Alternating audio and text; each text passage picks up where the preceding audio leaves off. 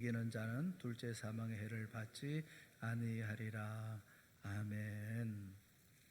한민수 목사님 나오셔서 말씀 전해 주시겠습니다.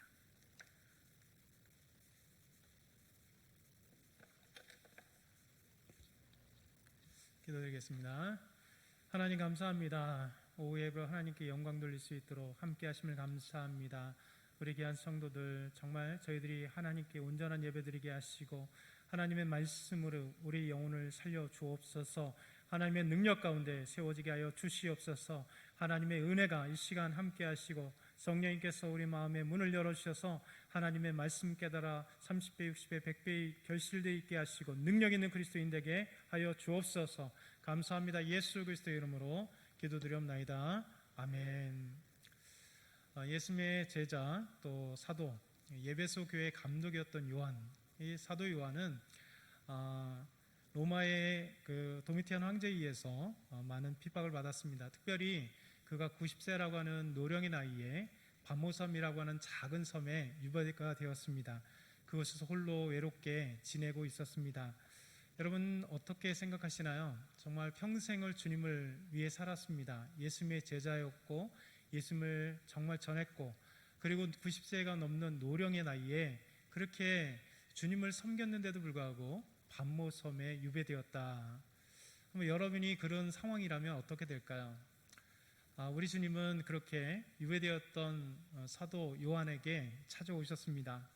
요한을 홀로 두지 않으셨다는 것이죠. 저는 이런 말씀을 통해 항상 은혜를 받고 있어요. 왜냐하면 우리 주님께서 그렇게 외롭게 쓸쓸한 혼자 있었던 요한에게 찾아오시 않았다면 아마도 신앙생활하는 의미가 없었을 것입니다. 저 멀리 계신 하나님, 저 멀리 계신 예수님, 나와 상관없는 주님이라면 우리는 주님을 섬길 이유가 없을 거라 생각합니다. 그러나 우리 하나님은 우리가 어디에 있든지, 우리가 환난 가운데 있든지, 어려운 가운데 있든지, 홀로 있든지, 외로움에 있든지 우리 주님은 다 알고 계시고 우리 예수님께서 찾아오신다는 거예요. 그래서 옆에 계시고 우리와 함께 이야기를 나눠주신다는 것입니다. 그러면서 사도 요한에게 그 반모섬에 있었던 요한에게 찾아오셔서 계시의 말씀으로 소망을 주시고 희망을 주시고 또 하나님께서 미래에 하실 일에 대한 놀라운 비전을 허락해 주신 것입니다. 이 요한계시록은 바로 하나님께서 유배되었던 요한에게 미래에 대한 희망을 주시고 비전을 주시고 또 함께 해주신 계시의 말씀입니다. 여러분 계시가 무슨 뜻일까요? 계시, 이 계시 말씀, 계시는 드러내다라고 하는 뜻을 갖고 있습니다. 다른 의미는 커튼을 열어젖히다 라고 하는 뜻도 가지고 있습니다.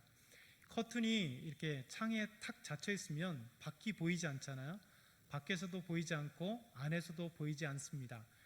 계시의 말씀이란 보이지 않는 것을 커튼이 열리면서 보여지는 것처럼 하나님의 은밀한 말씀, 하나님의 미래의 말씀, 하나님께서 계획하시는 그 놀라운 그 계획들, 하나님이 미래를 어떻게 움직이실 거에 대한 그 계획들을 알게 하신다. 그러니까 하나님이 말씀하심으로 그 뜻을 알게 해주시는 것이 계시의 말씀입니다. 계시입니다. 이 계시는, 성경의 계시는 곧 하나님께서 어떻게 행하실 것에 대한 말씀.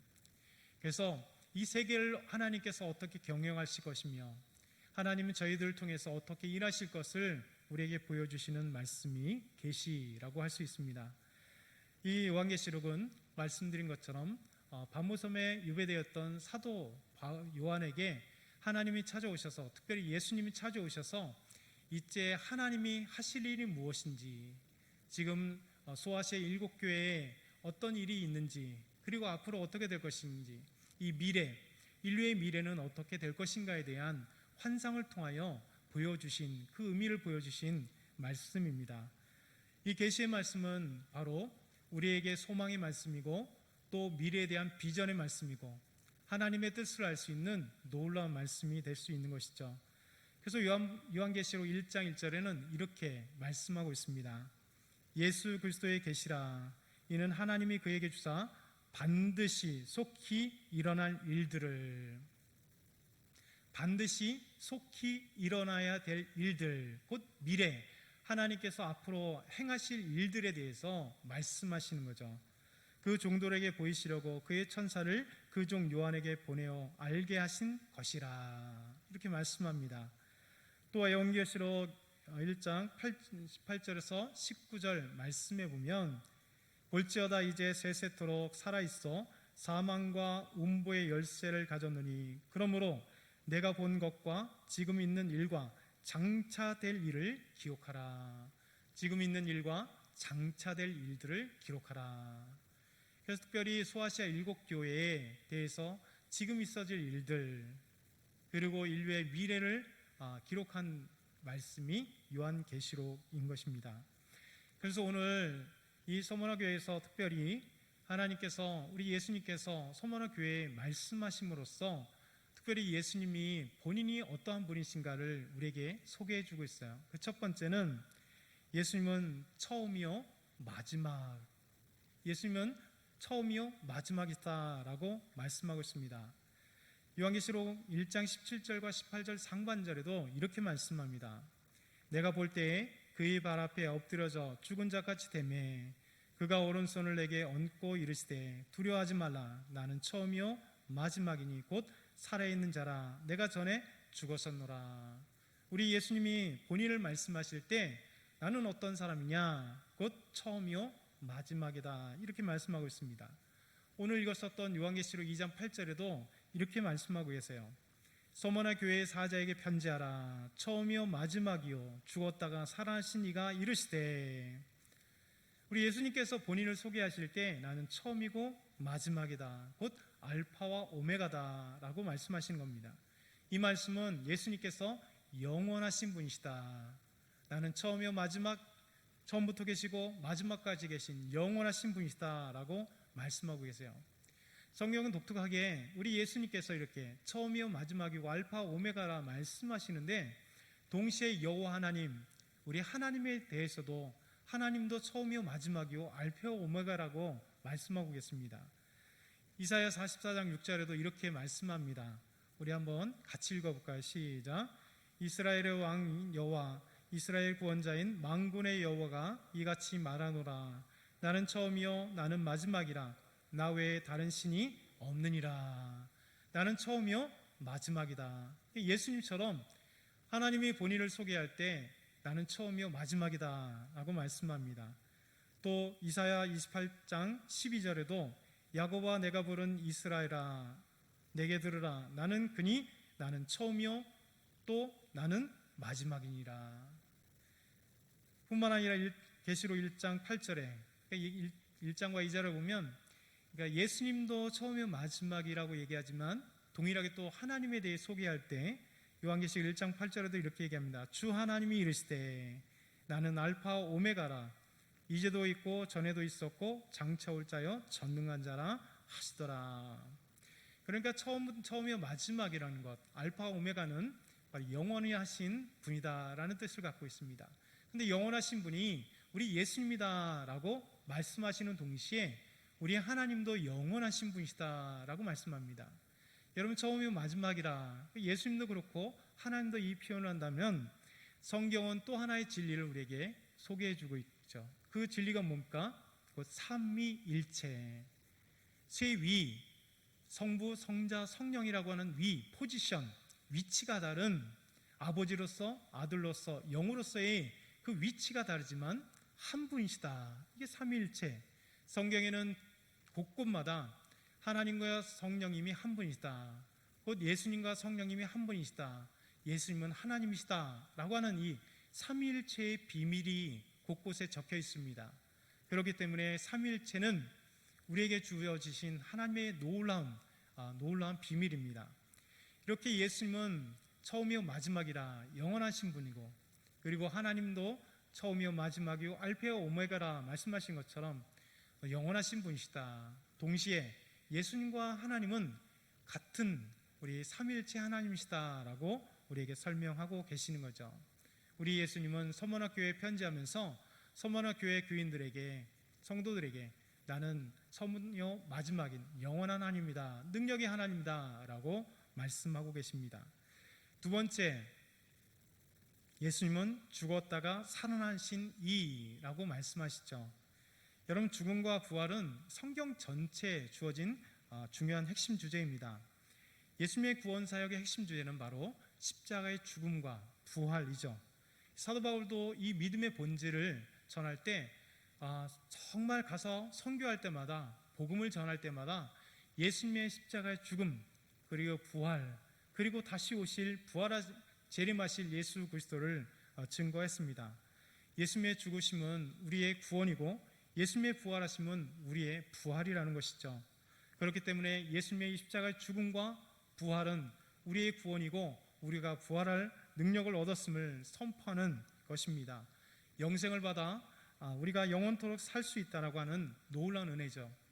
여러분, 아담은 죄를 지어 죽었습니다. 근데 둘째 아담으로 오신 예수님께서 이 죽음의 권세를 십자가에서 죽음과 함께 그리고 부활함과 함께 죽음의 권세를 깨뜨리고 일어나신 것입니다. 둘째 아들 예수 그리스도가 우리에게 영원한 삶, 영원한 구원을 우리에게 주신 것입니다. 로마서 15장 20절과 22절, 로마서 15장은 우리에게 놀라운 사실을 우리에게 보여줍니다. 그러나 이제 그리스도께서 죽은 자 가운데서 다시 살아나사 잠자는 자들의 첫 열매가 되셨다. 사망이 한 사람으로 말미암아, 아담이죠. 한 사람으로 말미암아 죽은 자의 부활도 한 사람으로 말미암는다. 아담 안에서 모든 사람이 죽은 것 같이 그리스도 안에서 모든 사람이 삶을 얻으리라. 우리에게 이 말씀을 해주신 것, 첫 번째 아담, 하나님이 창조하신 첫 번째 아담은 선악과를 먹는 그 죄를 범하게 된 것이죠. 불순종의 죄 때문에 첫 번째 아담은 죽었으나 이 땅의 두 번째 아담으로 보내실 예수 그리스도, 그분이 십자가의 죽으심과 부활로 말미암아 우리를 구원하셨다라고 말씀하고 있습니다. 세 번째, 예수님은 누구신가? 예수 그리스도 안에 있을 때 부유한 자가 된다라고 말씀합니다. 여러분, 인간은 누구나 부유함을 추구하잖아요. 여러분, 저와 여러분도 이 부유함을 추구할 것입니다. 요즘에 가끔가다 그런 생각을 해요. 이제 내가 주식을 투자해야 될 때가 아닐까. 여태까지 목회자로서 주식에 대해서 별로 이렇게 탐탁하게 생각하지는 않았습니다. 좋은 투자이긴 하지만 일부 단기간에 막 소득을 얻으려고 하는 그런 투자자들, 이런 사람들 보면서 그건 아닌데 라는 생각하다가 요즘에 이제 존 리라고 하는 주식 투자가가 TV에 많이 등장합니다. 그분의 얘기가 참 맞는 것 같아요. 그래서 경제를 살리기 위해서는 주식을 투자하는데 그 주식을 단기간에 소득을 얻으려고 하는 게 아니라 그냥 적금처럼 20년, 30년 후를 내다보고 자기가 여유돈이 있을 때 10,000원 아니면 20,000원 작은 돈을 투자해서 나중에 20년 뒤에 30년 뒤에 노후를 생각하는 것 좋겠다. 참 좋은 아이디어입니다. 왜냐하면 우리나라는 대부분 다 투시 투자하면 지금 당장 돈을 얻으려고 하는, 대박 부자 하려고 하는 그런 것 때문에 문제일 것 같아요. 그러나 누구나 이 주식을 하던 적금을 붓던 아니면 아파트를 사던 그 안에 꿈이 뭡니까? 부자가 되고 싶어하는 거예요. 부자가. 여러분, 모든 사람들은 이 경제적인 부유함을 다 선호하고 꿈꾸고 있습니다. 그러다 보니까 해년마다 어떤 발표를 할까요? 세계 100대 부자, 또 미국의 경제 전문지 포브스지는 전 세계 500대 부자를 항상 연말에 이렇게 하잖아요. 그래서 이 선정에서 이 사람의 이름이 누군지 그리고 얼마 정도의 돈을 가지고 있는지 그렇게 얘기합니다. 왜냐하면 그렇게 해년마다 발표하는 이유는 모든 사람들이 이 돈에 대한 관심들을 갖고 부자에 대한 관심들을 갖기 때문입니다. 여러분, 부자에 대한 관심도 갖지만 또 부유함을 뜻하는 것은 이게 정신적인 부유함을 참 소중히 생각합니다. 여러분, 정신적인 부유함이 얼마나 중요한지 국가별 행복 지수들을 종종 여러 기관에서 이렇게 다룹니다. 영국의 싱크탱크 신경제재단이라고 하는 그 재단에서는 해년마다 각 국가마다 이 경제지수가 아니라 행복지수를 이렇게 발표해요. 아주 중요한 기관입니다. 2019년도에 1위 국가는, 행복지수의 1위 국가는 핀란드입니다. 핀란드. 2위는 덴마크, 3위는 노르웨이. 그러니까 딱 들어보면 어떤 나라입니까? 북유럽 국가들, 곧 복지가 잘 돼 있는 국가들이 행복지수가 높다는 겁니다. 돈도 많지만 진짜 중요한 것은 복지가 잘 돼 있기 때문에 삶에 걱정이 덜한 나라들, 그래서 정신적으로 부유한 그런 사람들의 이 나라들을 행복지수를 등합니다. 여러분, 우리나라는 어느 정도 될까요? 이 재단에서 계속 발표하는 거 보니까 40위권에서 50위권, 대한민국 계속해서 40위권이나 50위권으로 이게 등록되어 있습니다. 여러분, 사람은 이 돈보다는, 돈을 없을 때는 돈을 갖고 싶지만 사실 돈보다는 마음이 편해야 행복한 사람입니다. 사실 정신적 부유함이 우리에게 얼마나 중요한지를 보여주죠.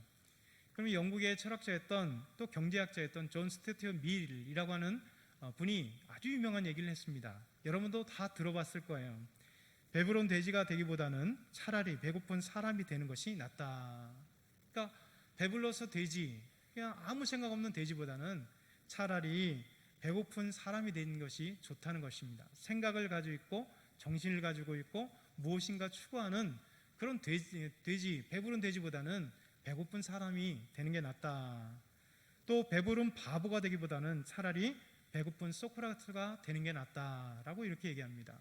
배부른 그런 바보가 되는 것보다 생각하고 정신적인 어떤 그 갈망들을 갖고 있는 소크라테스, 배고프지만 그런 갈망하는 소크라테스가 낫다라고 얘기합니다. 이런 명언도 마찬가지로 이 정신적인 부요가 생각하는 사람, 이 생각하는 갈대처럼 생각하는 사람이 얼마나 중요한지 우리 마음의 그 부유함들을 생각하고 있습니다. 여러분, 그러나 중요한 것은 사실 돈보다도 정신적인 여유보다도 진짜 부유한 것이 있습니다. 그것은 뭐냐면 영적인 부유함입니다. 영적인 부유함. 우리에게 진정한 영적인 부유함이 없다면 우리는 돈을 갖고 있어도 허탈하고 또 돈을 많이 가지고 있어도 불안할 것입니다.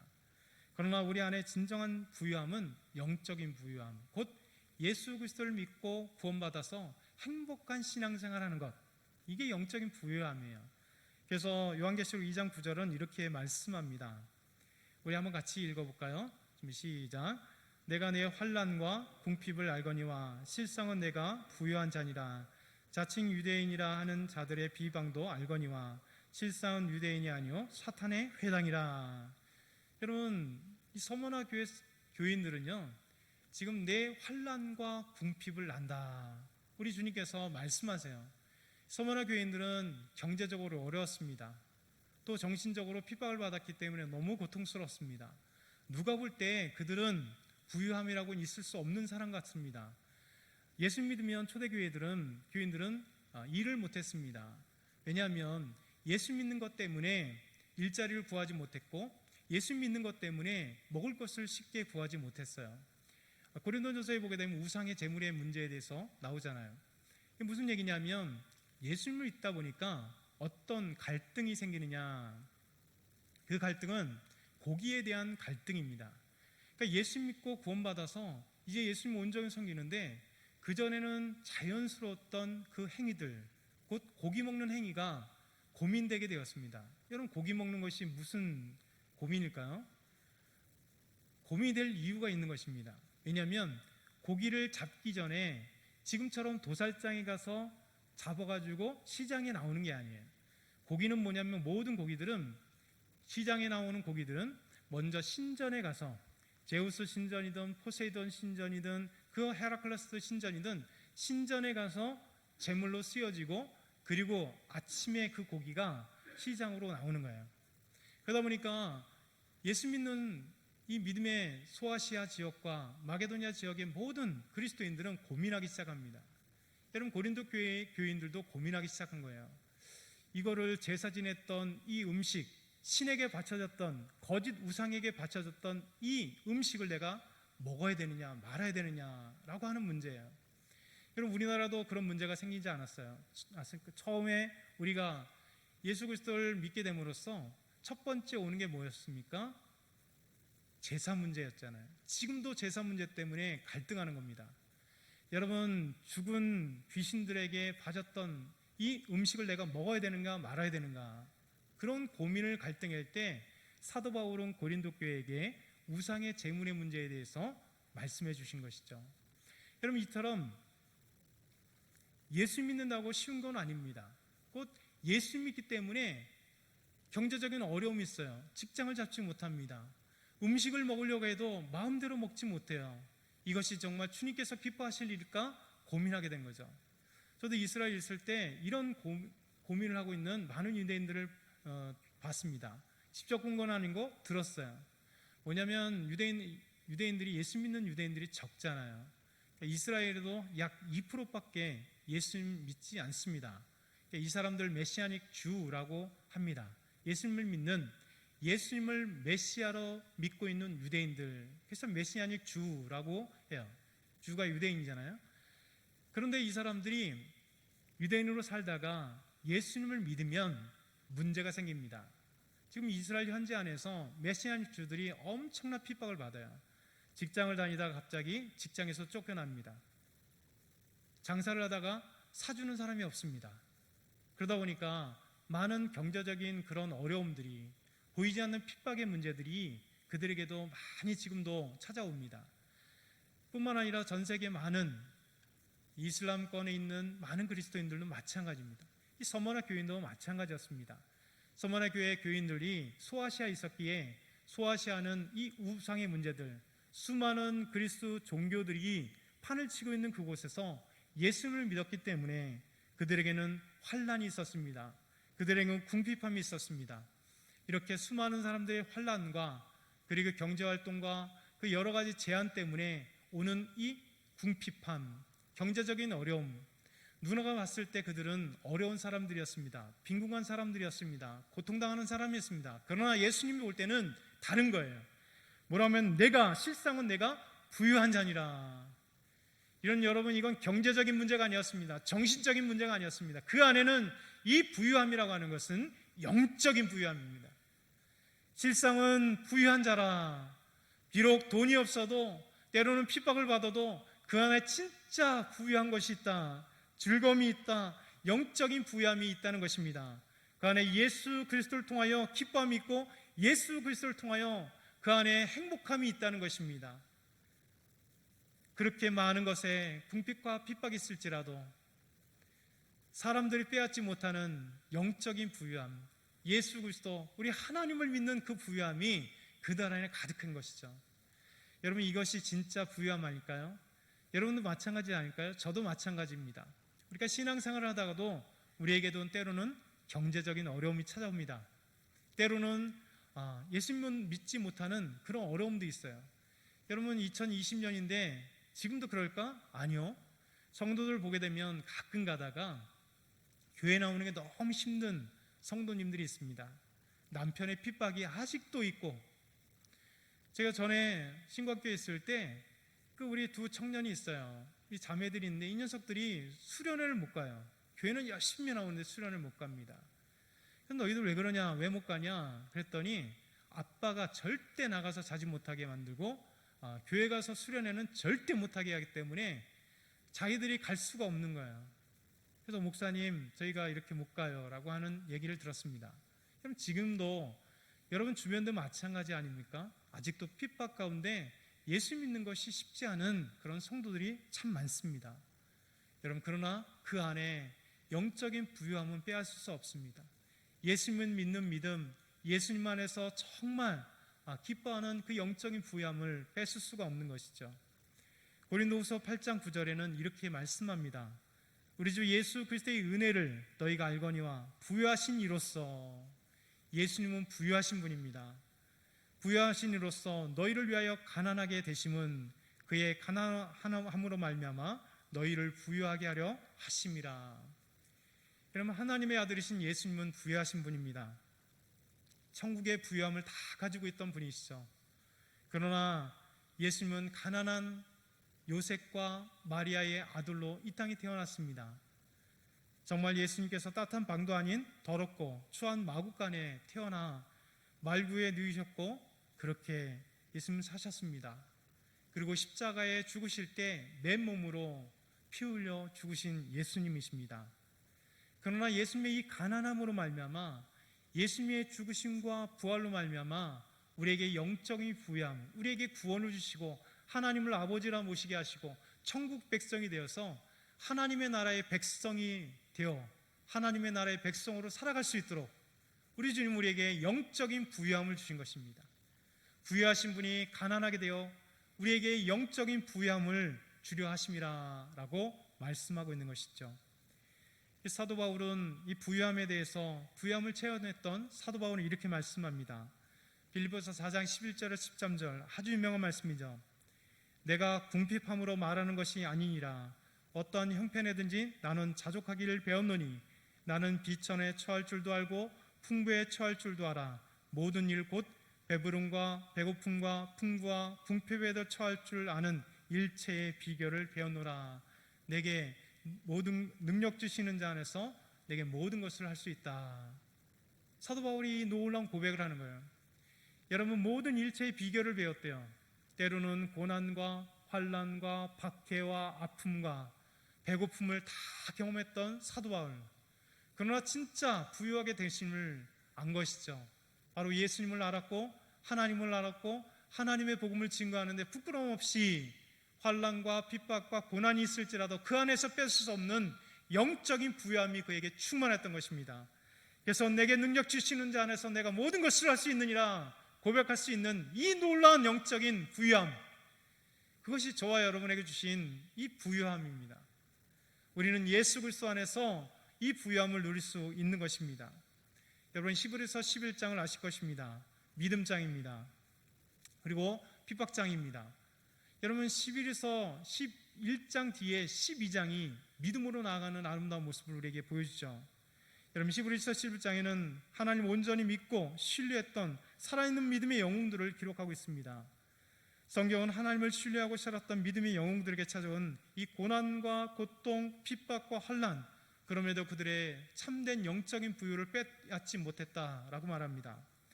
여러분, 히브리서 11장 32절에서 38절은 이렇게 말씀합니다. 내가 무슨 말을 더하리요?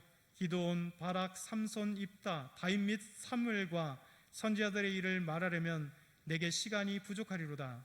그들은 믿음으로 나라들을 이기기도 하며 의를 행하기도 하며 약속을 받기도 하며 사자들의 입을 막기도 하며 불의의 세력을 멸하기도 하며 칼날을 피하기도 하며 연약한 가운데서 강하게 되기도 하며 전쟁에 용감하게 되어 이방 사람들의 진을 물리치기도 하며 여자들은 자기들의 죽은 자들을 부활로 받아들이기도 하며 또 어떤 이들은 더 좋은 부활을 얻고자 하여 심한 고문을 받되 구차히 풀려나기를 원하지 아니하였으며 또 어떤 이들은 조롱과 책짓질 뿐 아니라 결박과 옥에 갇히는 시련도 받았으며 돌로 치는 것과 톱으로 켜는 것과 시험과 칼로 죽임을 당하며 양과 염소의 가죽을 입고 유리하여 궁핍과 환난의 박해를 받았으니. 여러분, 수많은 고난과 환난이 이들에게 있잖아요. 그런데 성경은 뭐라고 얘기합니까? 이런 사람은 세상이 감당할 수 없다. 이것이 하나님의 정의입니다. 예수 믿는 사람들이 복받아 부유하게만 된다, 그건 복음이 아니죠. 참된 복음은 부유할 수 있습니다. 그러나 궁핍할 수도 있습니다. 핍박을 당할 수도 있습니다. 그러나 중요한 것은 믿음 안에서 참된 믿음의 부유는 빼앗을 수 없기에 이런 사람들은 핍박을 해도 그리고 어려움을 당해도 죽여도 이 사람들의 믿음을 빼앗을 수 없기에 이런 사람들은 세상이 감당하지 못한다라고 성경 우리에게 말씀하고 있는 거죠. 여러분, 이것이 복음의 능력입니다. 우리 안에 영성인 영적인 부유함을 갖고 있는 우리들의 그 놀라운 능력입니다. 여러분도 마찬가지 아닙니까? 여러분의 삶 가운데 핍박이 온다 할지라도 환난이 온다 할지라도 여러분이 예수님 버리시겠어요? 예수님 버릴 수 없잖아요. 우리 안에 참된 성령이 충만함으로 말미암아 경제적인 어려움이 있어도 여러분 교회 와서 눈물을 흘리면서 하나님을 찬송하며 기도할 때, 아버지 하면서 하나님 부를 때 우리 안에는 영적인 기쁨이 막 샘솟아 오릅니다. 성령님은 우리 안에 기쁨을 주시고 소망을 주시고 감사가 흘러나오게 만들고, 여러분 상황은 변하지 않았습니다. 눈을 뜨면 경제적인 어려움, 내가 해결해야 될 그 어려움이 내 앞에 눈에 닥쳐 있어요. 사람들의 관계의 문제가 해결되지 않았습니다. 삶의 문제들이 수없이 많아요. 그런데도 불구하고 내 안에 흘러나오는 그 아름다운 기쁨을 누가 주시나요? 영적인 부유함, 곧 구원받은 사람들에게 주시는 하나님의 놀라운 은혜가 우리 안에 흘러나오게 돼 있는 것입니다. 그래서 입속에는 삶은 어려운데 찬양이 흘러나오게 돼 있어요. 우리 안에 기도가 흘러나오게 돼 있고, 하나님 감사합니다, 감사합니다라고 하는 이 감사가 우리 입술 속에 흘러나오잖아요. 여러분, 그것 때문에 우리 영적인 풍성함을 가진 사람들, 그것 때문에 살아가는 이유이고, 그것 때문에 하나님을 믿는 이유고, 그것 때문에 예수님을 믿는 이유가 되는 것입니다. 여러분, 믿음의 영혼들은 절대 세상이 그 믿음을, 그 영적인 부여함을 빼앗을 수 없는 것입니다. 사도 바울은 또 이렇게 고백합니다. 빌립보서 3장 7절에서 9절, 그러나 무엇이든지 내게 유익하던 것을 내가 그리스도를 위하여 다 해로 여길 뿐더러 또한 모든 것을 해로 여김은 내 주 그리스도 예수를 아는 짓이 가장 고상하기 때문이라. 내가 그를 위하여 모든 것을 잃어버리고 배설물로 여김은 그리스도를 얻고 그 안에서 발견되려 함이니.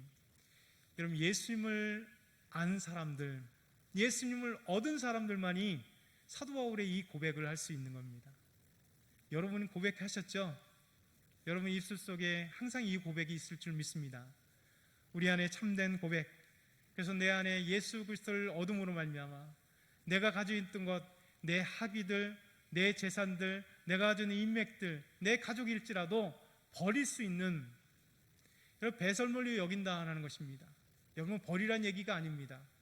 그만큼 삶의 가치가 무엇이 중요한지를 우리에게 보여주는 거죠. 예수 그리스도를 얻음이 내가 가지고 있었던 모든 것보다 더하다는 이 삶의 고백을 사도 바울은 하고 있는 것입니다. 여러분 1960년대 미국 LA와 샌프란시스코에 엄청난 문화들이 있었습니다. 그 문화는 히피 문화예요. 많이 들어보셨죠? 히피. 이 젊은이들이 방황하기 시작했습니다. 이 방황하는 젊은이들은 전쟁 반대를 외쳤습니다. 반전 시위들, 그리고 기성 제도들과 관습들과 가치관, 질서에 대해서 저항하기 시작했어요. 부정하기 시작했습니다. 그러면서 그들은 술과 마약과 섹스에 엄청나게 탐닉을 하기 시작합니다. 끊임없이 해안가나 곳곳에 모여서 그들은 술을 먹고, 그리고 마약을 하고, 그리고 섹스로 그들의 삶 속에 그 울분과 아픔과 그 반항을 표현했습니다. 그리고 그들에게는 음악으로 표현했죠. 1960년대 대표적인 음악이 락 음악입니다. 락을 통해서 그들의 가슴에 응어리진 것, 가슴에 답답한 것, 그것들을 락 음악으로 그냥 엄청나게 폭발한 것이에요. 그런데 그것으로 채울 수 없었습니다. 그들은요, 육체적으로 마약과 섹스로, 이 성적인 것으로 채우려고 했으나 채울 수 없었습니다. 잠깐은 채울 수 있었습니다. 마약을 하는 시간은 황홀했고 그들의 삶은 완전히 탈출하는 것 같이 보였습니다. 다음 날은 어떨까요? 다음 날은 고통스러운 일상이 시작됩니다.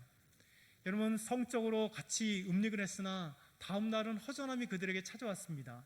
술을 먹어도 그들에게는 엄청난 그 방황의 시기에 그들을 해결할 방법이 없었던 것이죠.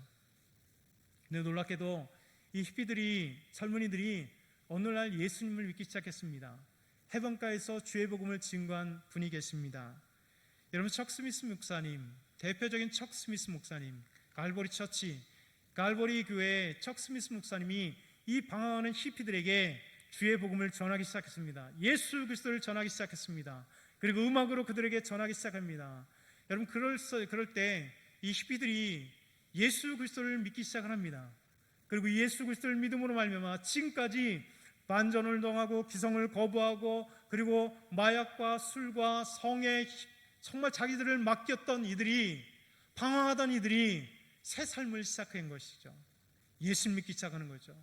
그들이 변화되기 시작했습니다.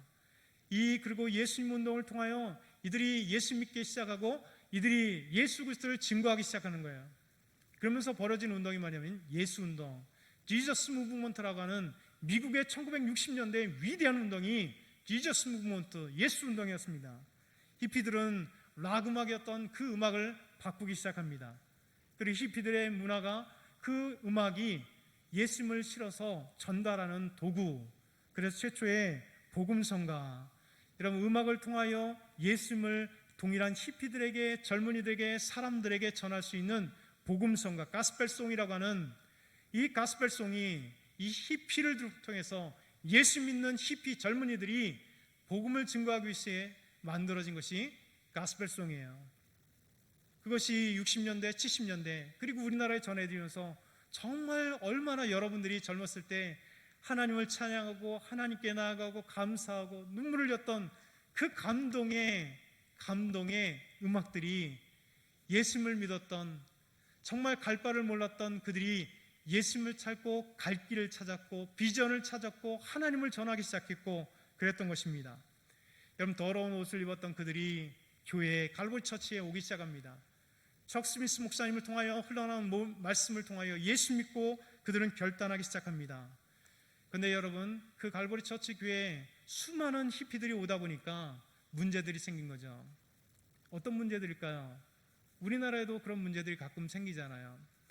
홈리스들이, 여러분, 갈 바를 몰랐던 그분들이 교회에 오면 어때요? 지저분한 옷과 냄새. 여러분, 이 자리에 한 분이 앉아 있다고 하면 아마 우리 온 교회 진동할 겁니다. 똑같은 얘기입니다. 히피들이 길거리에서 마구잡이로 누워서 자다가 술 먹다가 예수 믿었는데 깨끗한 정장이 아니라 그 있는 모습으로 그대로 교회에 온 거예요.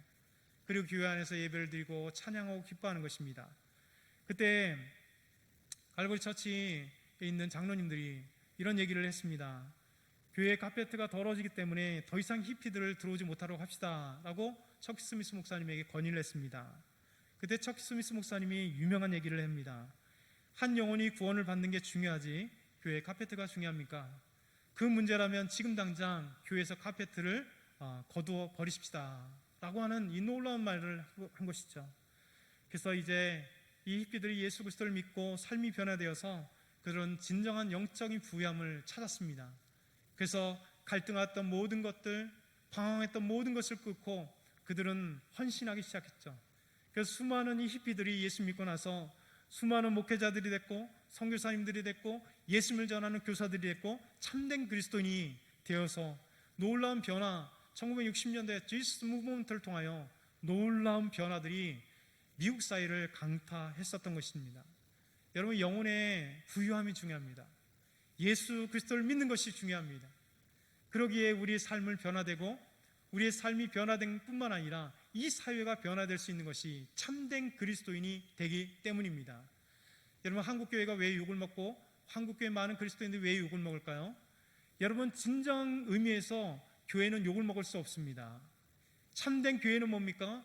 예수 그리스도가 머리 되시고 예수 그리스도가 이 땅에 서신, 우리를 위하여 피 흘려 죽으신, 그래서 교회를 세웠기에 진정한 교회는 욕을 먹을 수 없습니다. 예수 그리스도를 믿는 한 개인이 우리가 바로 교회이기 때문에 우리는 욕을 먹을 수 없습니다. 그런데 교회에 앉는 우리 그리스도인들이, 예수님을 믿는 우리 그리스도인들이 온전히 예수님을 따라가지 못하고 온전한 영적인 그 부유함을 채우지 못하고 세상 것에 기웃거리면서 꼭 먹고 알 먹기 신앙을 하기 때문에 그래요. 교회에서는 주님을 찬양하고 교회 안에서는 은혜롭다 얘기하고 교회 안에서는 아름다운 얘기를 하는 것 같지만 교회 밖으로 나가면 세상 사람들보다 못하게 더 야욕하고 더 못된 짓하고 더 음탕하고 더 못된 그 돈을 벌기 위해서 사람을 속이고 대표되는 사람들, 여러분, 잡혀 들어가는 많은 사람들이 예수 믿는 사람들이잖아요. 얼마나 추악한지 모릅니다. 수많은 정치인들, 국회의 3분의 2가 예수 믿는 사람들이에요. 그런데도 예수님의 향기는 국회 안에 드러나지 못합니다.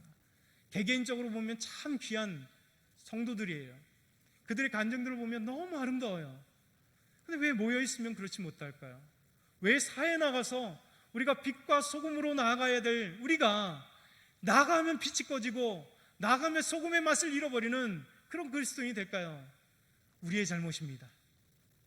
우리 안에 예수 그리스도를 담고 있고 우리 안에는 하나님을 담고 있고 참된 영적인 부유함이 있어야 되는데, 여러분, 영적인 부유함이 없다 보니까, 은혜가 없다 보니까 하나님의 삶이, 예수님의 삶이 내 안에 가득하고 예수님의 비전이 나의 비전이 되고 하나님의 비전이 나의 비전이 되어야 되는데 하나님의 비전은 없어지고 이 땅 가운데 오직 비전이란 돈 버는 거에 비전을 두고 이 땅 가운데 출세하는 것만 비전을 갖고, 여러분 그것이 우리 그리스도인이 되어버렸기 때문에 세상 가운데 빛을 잃어버렸고 세상 가운데 이 소금이 그 맛을 잃어버렸기에 세상의 지탄이 되는 거예요. 그렇지 않습니까? 여러분 참된 교회는 욕먹을 수 없어요. 예수 그리스도이기 때문에요. 예수 그리스도를 세워지는 교회, 예수 그리스도를 마음속에 품은 우리 안에 예수 그리스도를 하나님을 품은 우리가 성전이고 우리가 그리스도인 온전한 교회이기 때문에 여러분 우리가 삶이 바라야 됩니다. 우리 그리스도인들이 바른 생각을 해야 돼요. 우리 그리스도인들이 부족하고 연약하고 넘어지고 또 넘어지지만 주님을 붙잡아야 돼요. 여러분이 어려울 때 초대교인들 같이 우리 신앙의 선배들 같이 또 우리가 은혜 충만했던 것 그때 여러분 교회에 나와서 눈물 흘려 기도해야 됩니다. 우리 삶의 자리에서 눈물 흘려 기도해야 됩니다. 그리고 예수님을 정말 받고 예수님을 따라가기 위해서 몸부림쳐야 돼요. 그러지 않으면 사단이 가만두지 않습니다. 우리를 넘어뜨립니다. 영적인 부유함보다도 세상의 경제적인 부유함을 추구하고 세상의 정신적인 부유함을 추구해서 여러분 그 세상의 그 노래가 얼마나 우리를 만족하게 해요. 여러분 이 영적인 부유함이 없으면 미스터 트롯이든 아니면 그 어떤 것들이 입술 속에요 어느 순간에 트로트가 계속해서 흘러나오고 있어요. 그렇잖아요. 언제든지 가요가 흘러나오고 있어요. 여러분 가요가 나쁜다는 얘기가 아닙니다. 찬양보다 내 입속에 트로트가 어느 순간에 가득하고 TV만 틀면 그 트로트 그 가요들 얼마나 많이 지금 방영해. 여기든 저기든 인기가 되니까 그거에 그냥 쏟아져서 우리의 가치는 주님을 향해야 됩니다. 우리의 가치는 예수 그리스도의 영적인 부유함이 있을 때 여러분 그 영적인 부유함을 가지고 있는 그리스도인들이 은혜 안에 충만한 그리스도인들이 세상을 변화시켜야 돼요. 우리가 세상을 걱정해야 되고 우리가 세상을 향하여 주의 복음을 증거하고 세상의 더러운 것을 통해서 우리가 빛을 보여주고 소금으로 나아갈 때 이 세상은 변화되게 되겠어요. 여러분 우리가 교회가 다시 서야 됩니다. 우리 그리스도인들이 다시 서야 됩니다. 영적인 부유함으로 충만할 때 이 세상이 변할 줄 믿습니다. 마지막 네 번째, 그리스도인들에게 장차받을 고난을 두려워하지 말아야 될 이유가 있습니다. 오늘 2장 10절에 이렇게 말씀합니다. 너는 장차받을 고난을 두려워하지 말라. 너는 장차받을 고난이래요. 서머나 교회에게 말씀합니다. 교인들에게 말씀합니다. 지금도 고난 많은데 고난을 받고 있는데 장차받을 고난이 있대요. 예수님 그렇게 말씀하십니다. 얼마나 두려운 말씀이에요. 근데 여러분, 너는 장차받을 고난을 두려워하지 마라. 볼지어다 마귀가 장차 너희 가운데 몇 사람을 옥에 던져 시험을 받게 하리니 너희가 10일 동안 환난을 받으리니 내가 죽도록 충성하라. 환난을 받지만 죽도록 충성하라. 그리하면 내가 생명의 관을 내게 주리라. 여러분 우리가 환난을 받되 두려워하지 말아야 될 이유가 뭡니까? 죽도록 충성하면 주님께서 생명의 관을 우리에게 주신다 약속하기 때문에 그렇습니다. 여러분 생명의 면류관을 우리에게 주십니다. 마귀는 장차 너에게 몇 사람 옥에 던지고 시험을 주지만 주님 우리에게 생명의 관, 생명의 면류관을 우리에게 주신다 말씀합니다. 여러분 환난을 두려워하지 말아야 될 이유는 환난은 잠깐이지만 우리 주님은 영원토록 우리와 함께 하시겠다 말씀하고 있는 것이죠. 요한복음 14장 16절에 예수님이 이렇게 말씀합니다. 내가 아버지께 구하겠으니 그가 또 다른 보혜사를 너희에게 주사 영원토록 너희와 함께 있게 하리니. 우리 안에 영원토록 보혜사 성령님 계십니다. 마태복음 28장 20절 내가 너희에게 분부한 모든 것을 가르쳐 지키게 하라 볼지어다 내가 세상 끝날까지 너희와 항상 함께 있으리라. 예수님이 세상 끝날까지 우리와 함께 있겠다 말씀하십니다. 주님은 우리를 영원토록 도우십니다. 떠나지 않습니다. 능력이 부족할 때 능력을 주시고 약하고 어려울 때 위로자가 되어주십니다. 우리에게 카운슬러, 상담자가 되어주십니다. 여러분 길을 갈 때 우리 길을 인도하시는 목자가 되어주십니다. 그렇기 때문에 받을 고난을 두려워하지 말라 주님께서 말씀하세요. 저와 여러분도 마찬가지입니다. 우리 삶에 분명 수많은 고난이 있을 것입니다. 돈 때문에 고난이 있고 관계 때문에 고난이 있고, 사업에 고난이 있고, 어떤 문제에 고난이 있고, 자녀들 때문에 고난이 있고, 내 삶의 스스로의 문제 때문에 고난 당할 것입니다. 그러나 여러분, 우리는 두려워하지 말아야 됩니다. 주님이 우리와 함께 하시고 영원토록 함께 하시겠다 말씀하시는 것이죠. 우리는 해야 될 것 오직 고난이 찾아오나 죽도록 충성하여 주님께서 주실 생명의 관, 이 생명의 면류관을 추구하는데 얻는데 기쁨을 얻고 목표를 삼아야 돼요. 그랬을 때 우리는 부유함으로, 풍부함으로 은혜 속에서 기쁨을 누릴 수 있을 것입니다. 오늘 말씀을 정리합니다. 오늘 말씀 속에 예수님은 누구시라 말씀합니까? 예수님은 처음이요 마지막이라, 곧 영원하신 분이라 말씀하십니다. 예수님은 죽었다가 살아나신 분, 즉 십자가에서 죽으시고 부활하신, 죽음을 이기신 부활하신 예수님이라 말씀하십니다. 예수님 안에 있으면 어떻게 된다 말씀합니까? 예수 그리스도 안에 있을 때 부유한 자가 된다라고 말씀하십니다. 그 어떤 것도 참된 영적인 부유함을 빼앗을 수 없습니다. 돈도 권력도 그 어떤 것도 부유함을 대신할 수 없습니다. 영적인 부유함을 대신할 수 없습니다. 네 번째, 그리스도인들에게 장차받을 고난을 두려워하지 말 이유를 말씀하십니다. 바로 주님은 두려워하지 말라, 내가 너와 함께하겠다 말씀하십니다. 우리에게 요구되는 것은 죽도록 충성하여 우리 주님께서 주시는 참된 생명의 면류관을 얻은 그 기쁨을 누리라 말씀하십니다.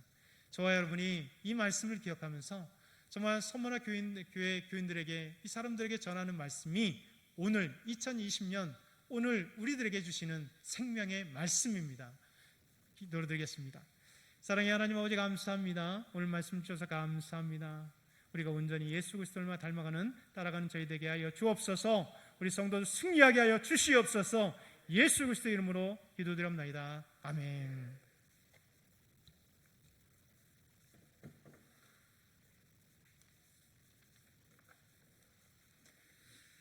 우리 자리에서 다 같이 일어나